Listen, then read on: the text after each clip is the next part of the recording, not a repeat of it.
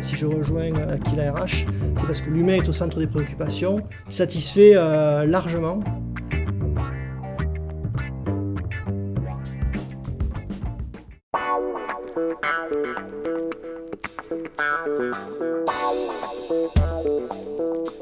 Bonjour et bienvenue dans 3 minutes de franchise. Nous aborderons les enseignes Intermarché et Tempo. L'enseigne Intermarché a déjà mis plusieurs actions en place pour diminuer la consommation d'énergie dans ses points de vente. Dispositifs d'automatisme et de télégestion, meilleure implantation des luminaires, utilisation de l'éclairage naturel, récupération de la chaleur produite par les installations frigorifiques pour le chauffage des locaux, meubles fermés pour les produits surgelés et autres. Aujourd'hui, la franchise va plus loin et s'engage dans un programme de réduction de sa consommation électrique. L'enseigne a signé la convention avec le ministère de l'Écologie, du Développement durable, des Transports et du Logement, par laquelle elle s'engage à fermer 75% de ses meubles frigorifiques destinés aux produits frais d'ici 2020.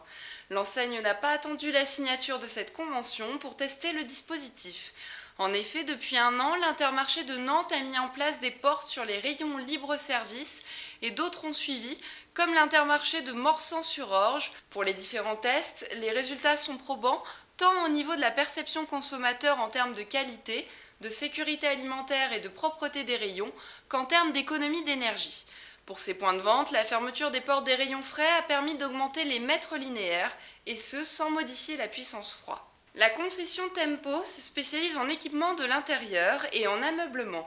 L'enseigne s'adresse à une clientèle vivant bien dans son époque, qui ne se reconnaît pas ou plus dans l'offre des magasins dits traditionnels. La collection se segmente en 4 styles de vie, avec une sélection de fournisseurs et une présentation qui offre une réelle garantie de différenciation vis-à-vis de la concurrence. L'enseigne Tempo relance son développement. Pour en savoir plus, connectez-vous sur le www.ac-franchise.com/tempo. Nous avons rencontré Gilbert Mélinger, consultant en franchise et dirigeant du cabinet EPAC International, qui nous présente le système de reporting permettant l'évaluation des performances des franchisés et ainsi l'adaptation de l'animation du réseau.